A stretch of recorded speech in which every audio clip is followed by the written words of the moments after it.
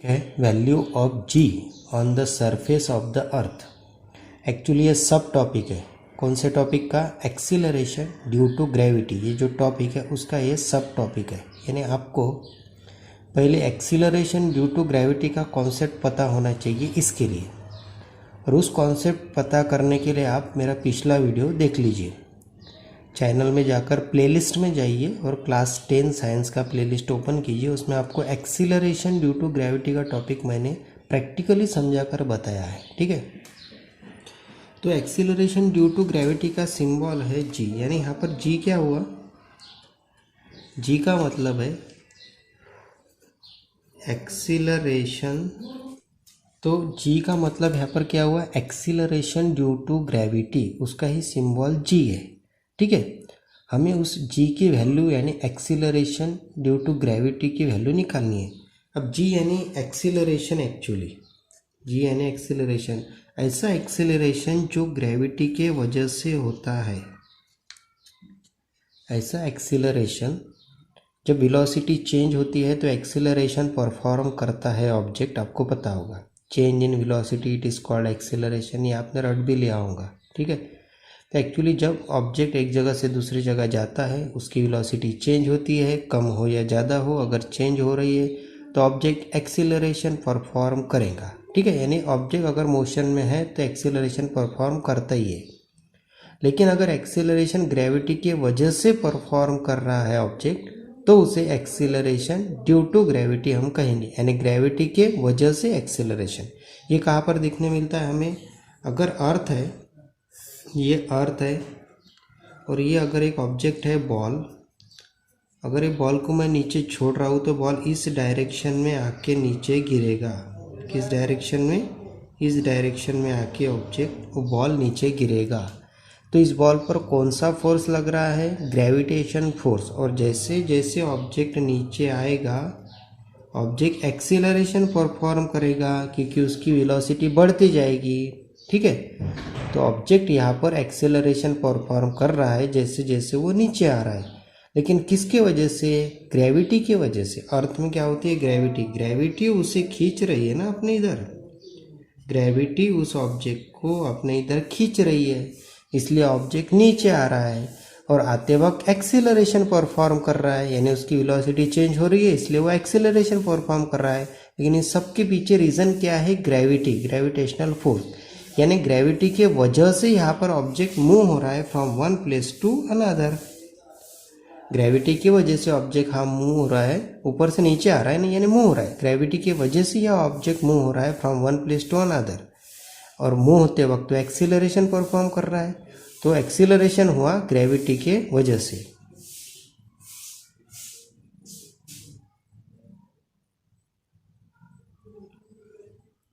तो ऑब्जेक्ट यहाँ पर मूव हो रहा है ऊपर से नीचे, तो ऑब्जेक्ट मूव हो रहा है तो एक्सीलरेशन परफॉर्म कर रहा है।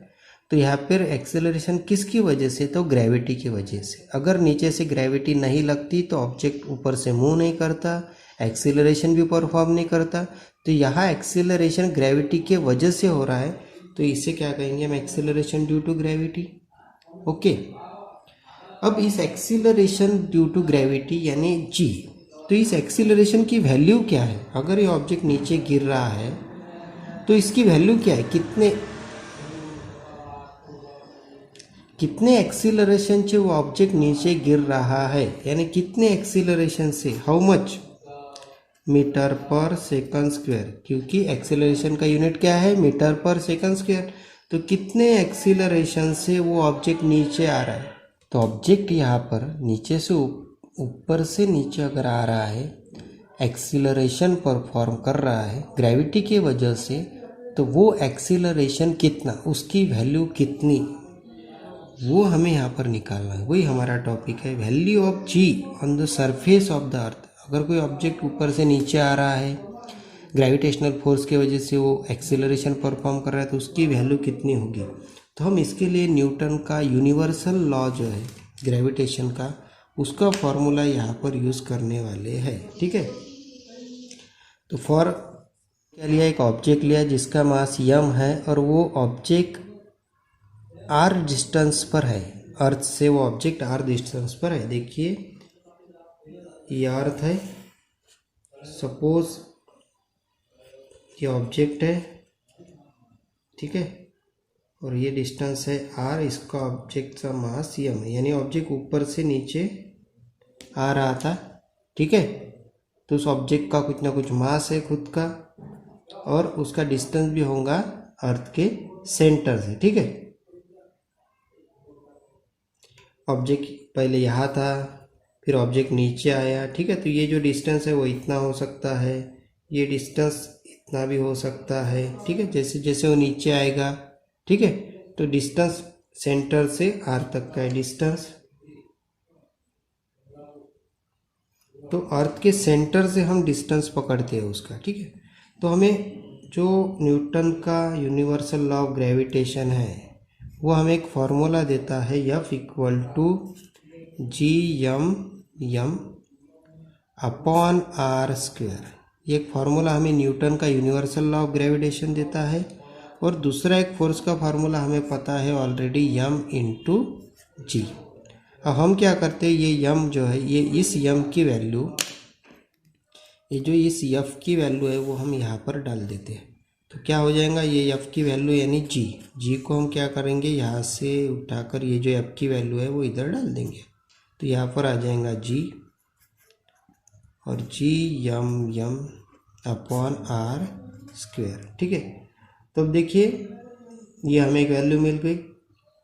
ऑब्जेक्ट अगर सेंटर से अर्थ के कुछ डिस्टेंस पर है तो R यानी क्या हो गया, कैपिटल R हो गया, ठीक है। तो हम क्या कर देंगे, अब ये एक तो ये m यहाँ पर कैंसिल हो गया, G equal to capital G capital M upon ये स्मॉल r की जगह आ जाएगा कैपिटल R। तो आए ख्याल में m कैंसिल हो गया, स्मॉल r की जगह आ गया कैपिटल R स्क्वायर। अब देखिए कैपिटल G यानी यूनिवर्सल कांस्टेंट, कैपिटल M यानी अर्थ का मास, कैपिटल N है अर्थ का रेडियस, ये तीनों भी वैल्यू हमें पता है। अगर ये तीनों भी वैल्यू हम यहाँ पर पुट कर देते तो क्या आएगा, 6 इंटू 6.7 इंटू 10⁻⁻11, ये किसकी वैल्यू होगी, G की। उसके बाद में इंटू 6 इंटू 10⁻24, यह अर्थ का मास है यानी m की वैल्यू, डिवाइडेड बाय अर्थ का रेडियस कितना है, तो 6.4 इंटू 10⁻6, यह अर्थ का रेडियस है। हमें यहाँ पर इसका स्क्वायर लेना है क्योंकि यहाँ पर क्या है, स्क्वायर। तीनों को भी वैल्यू हमने पुटअप करने के बाद में g की जो वैल्यू आती है वो आती है 9.77 मीटर पर सेकंड स्क्वायर। तो हमें वैल्यू मिल गई, ठीक है। हम जो बोल रहे थे कि ऑब्जेक्ट एक्सेलरेट करते हुए नीचे आ रहा है ग्रेविटेशन की वजह से, ग्रेविटी की वजह से वो एक्सेलरेशन परफॉर्म कर रहा है, तो उसकी वैल्यू कितने मीटर पर सेकंड स्क्वायर से वो नीचे आएगा, तो 9.77 मीटर पर सेकंड स्क्वायर से वो नीचे आएगा, यानी जी की वैल्यू क्या होगी, 9.7 मीटर पर सेकंड स्क्वायर। अब आप बोलोगे एक आधा ऑब्जेक्ट बहुत बड़ा है, उसकी साइज़ बड़ी है, छोटी है, एक आधा ऑब्जेक्ट का मास कम है, ज़्यादा है, तो जब ऑब्जेक्ट एक्सेलरेट करते हुए नीचे आएगा तो वैल्यू में चेंज होगा क्या, तो नहीं होगा, क्योंकि एक्सेलरेशन डिपेंड कहाँ पर है, ये फॉर्मूला देख लीजिए। Acceleration due to gravity depend है कैपिटल G पर, कैपिटल M पर और R पर, यानी तीनों में से किसी में चेंज होता है तो G के वैल्यू में चेंज होगा, ठीक है। ऑब्जेक्ट की प्रॉपर्टी की वजह से चेंज नहीं होगी वैल्यू, यानी ऑब्जेक्ट बड़ा है, छोटा है, उसका मास कम है, ज़्यादा, ये मायने नहीं रखता। ऑब्जेक्ट की प्रॉपर्टी मायने नहीं रखती। अगर जी की वैल्यू चेंज होगी तो ये तीनों में से अगर कोई चेंज होगा तो ही जी की वैल्यू चेंज होगी। तो एक्सेलरेशन ड्यू टू ग्रेविटी की वैल्यू हमने क्या कर दी, अर्थ सरफेस पर, ठीक है, अर्थ सरफेस पर डिस्टेंस r यानी यहाँ पे कैपिटल R हो गया, ये ऑब्जेक्ट का मास है, तो हमने जी की वैल्यू यहाँ पर कैलकुलेट कर ली। ओके।